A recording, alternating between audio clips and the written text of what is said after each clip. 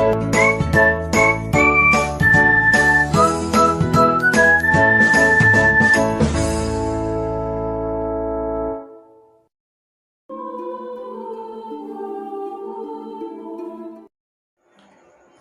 morning class, how are you all? I hope all are good. I am Wasim, your assistant teacher from Smart Indian Model School. So as you know बच्चों, हमने civics में chapter 3 complete किया था, What is Government. So now we are talking about the chapter 2 in Geography.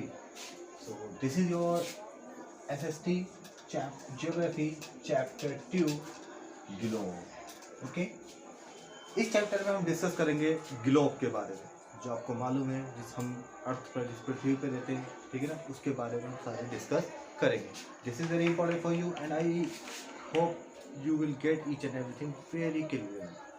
So now इस chapter से related हम और चीज़ देखते हैं. इसमें हम देखेंगे लेटीट्यूड क्या होते हैं और लॉन्गिट्यूड क्या होते हैं.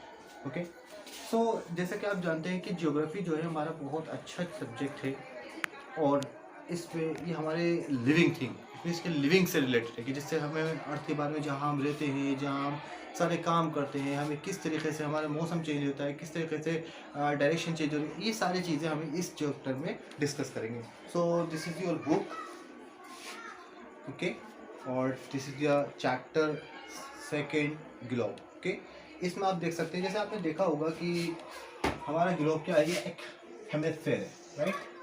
और इस तरीके से आप इसको देख सकते हैं कि किस, आपने देखा होगा जैसे कि मोस्टली हम देखते हैं कि ये ऑफिस में ग्लोब रखे होते हैं, और कहीं अब आपने हमारे स्कूल में भी देखा होगा कि ग्लोब रखा होगा, और इसको आप देख सकते हैं. देखें तो इसके बारे में हम डिस्कस करेंगे. ये टिल्टेड क्यों है, आड़ा क्यों है, इसकी जो फॉर्म आती है वो स्फेयर में आता है, इसको स्फेयर बोलते हैं. इसी में बहुत सारी चीज़ें हैं, जैसे हम बात करेंगे इसमें एक्सिस की, ठीक है ना, पॉल्स की बात करेंगे, ठीक है, पॉल्स है, और इसके बारे में हम डिस्कस करेंगे. बहुत सारी चीज़ें इसमें डिस्कस करने के लिए.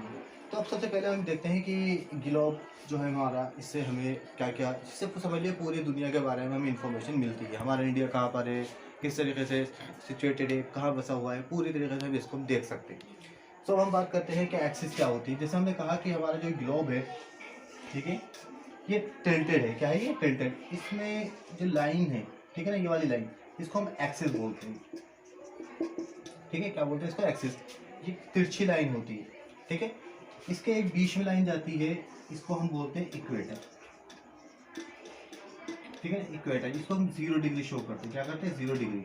और इसी में ही जो बड़ी लाइन होती है, जो लाइनें हैं, ये वाली लाइन्स, राइट, इसको हम बोलते हैं लेटीट्यूड. क्या बोलते हैं इसको?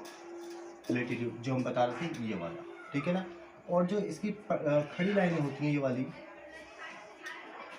लाइक दिस, इसको हम बोलते हैं लॉन्गिट्यूड, ठीक है ना, जिसको हम लॉन्गिट्यूड बोलते हैं. तो I hope everything is clear. यहाँ तक तो सारा क्लियर हो गया होगा. ये लॉन्गिट्यूड क्या होते हैं और लेटीट्यूड क्या होते हैं, इसके बारे में हम डिस्कस करेंगे. अब आपने देखा होगा कि जो पूरा हमारा जो ये ग्लोब है, इसका अगर आप मैथमेटिक्स के अकॉर्डिंग देखेंगे, जो सर्किल कहलाता है, राइट, और सर्किल जो पूरा टोटल होता है वो हमारा कितना होता है? 360 डिग्री का, राइट. अब इसके बारे में देखते हैं, ठीक है ना.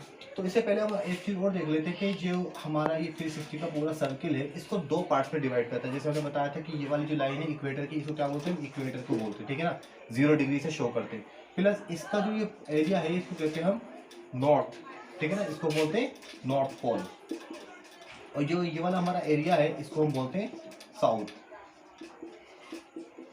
पोल, ठीक है ना, north pole, south pole.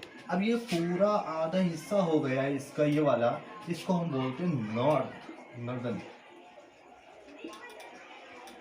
Hemisphere, ठीक है ना. क्या बोलेंगे इसको?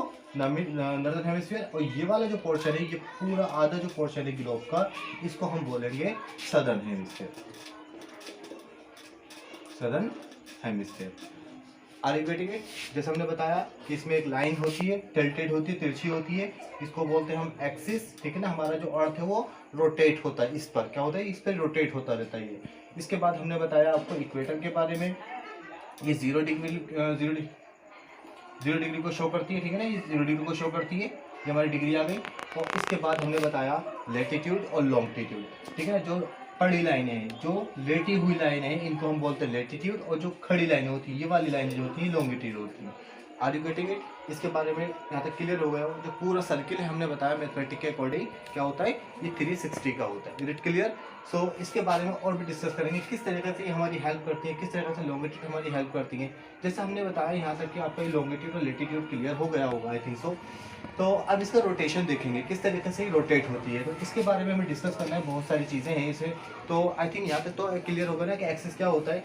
और एक्सेल अगर समझ में नहीं आया, अगर आप कोई भी एक एप्पल ले लें, एप्पल में एक लाइंस बीच में से, मतलब इट मीन्स कोई भी एक ये तो लोहे की आयरन होती है ना पतली सी, उसको आप एप्पल के अंदर करके आर पार कर लेना उसके, तो देखना थोड़ा सा टिल्टेड हो जाएगा, तो वो क्या हो जाएगा, हमारे एक तरीके से सिंपल सा ग्लोब बन जाएगा, राइट। और उसको हम देख सकते हैं कि वो ये इसकी फॉर्म में बन के आ जाएगा, राइट। समझ में आ गया यहाँ तक?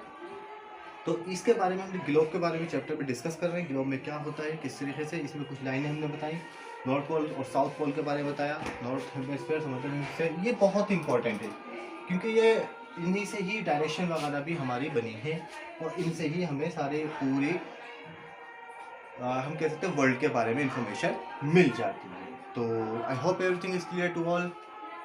It's enough for myself, thank you very much, okay.